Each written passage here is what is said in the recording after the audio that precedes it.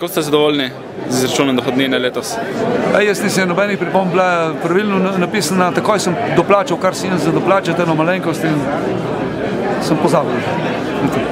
Torej, na isti ravni sem kot lani, tako da nisem niti preverjal veliko. Enako bom plačal dohodnine kot prejšnje leto, zato računam, da je prav izračunana.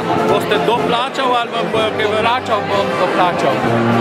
Jaz bi želel, da vsi Slovenci doplačajo, to pomeni, da imajo plače višje od 300 evrov.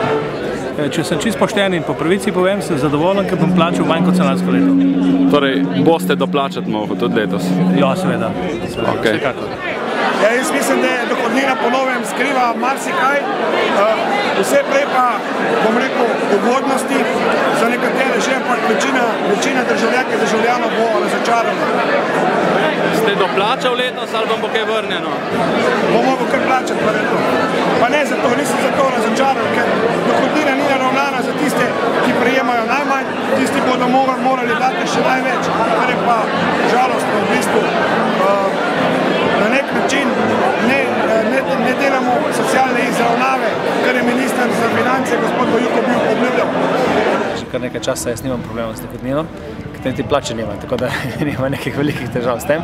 Mislim pa, da dejstvo je, da odkar je Simič na tem delu, kjer je dohodnina nepremenjeno lažje obračunati, tako da mislim, da so naredili kar nekaj korakov naprej. Mislim, da nisem imel pri tem nobenih problemov, dobil sem, pogledal sem in vse je v redu. Boste mogli doplačati, vam bo kaj vrnjeno? Nekaj malenkostno plačati, nekaj 10 evrov.